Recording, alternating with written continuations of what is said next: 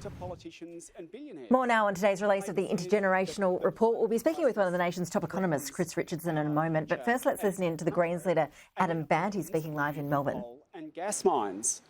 Under Labor's future, people still won't be able to afford a roof over their head because there is nothing Labor is offering to tackle the housing crisis that Australia is facing. It barely rated a mention in the intergenerational report, and Labor has nothing to offer people who are locked out of buying their own home and who face unlimited rent rises under Labor's policy. Labor can't complain about pressures on the budget and look to rein in spending on the age pension and the NDIS. At the same time, as there is $1 trillion in savings if Labor makes the big corporations pay their fair share and stops giving handouts to the wealthy and to property moguls. Small government solutions will not fix the big problems that Australia is facing. What is crystal clear from this report and from Labor's policies is that there will be more of the same. People voted for change at the last election and they're just not getting it.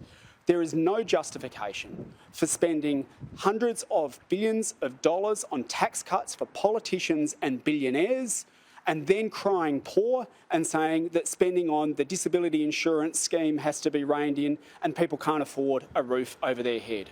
There is the money available to tackle the problems that Australia is facing in this intergenerational report, but it relies on Labor having the courage to stop giving tax cuts to politicians and billionaires and instead start making the big corporations pay their fair share. Otherwise, everyone else is going to suffer and the future is going to get harder for people. Thanks. Any questions?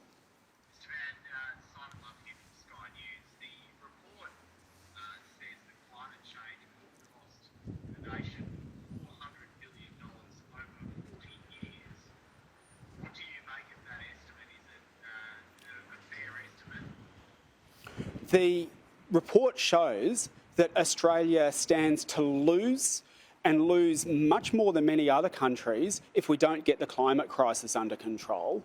And the loss that we could suffer could be much higher than is set out in this report. But Labor, in the face of this advice, is still opening new coal and gas mines.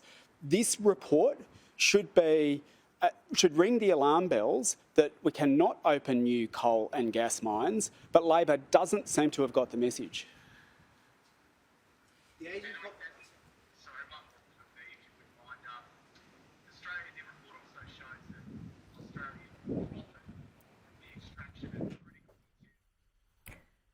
So you had some reaction there from the Greens leader, Adam Bandt.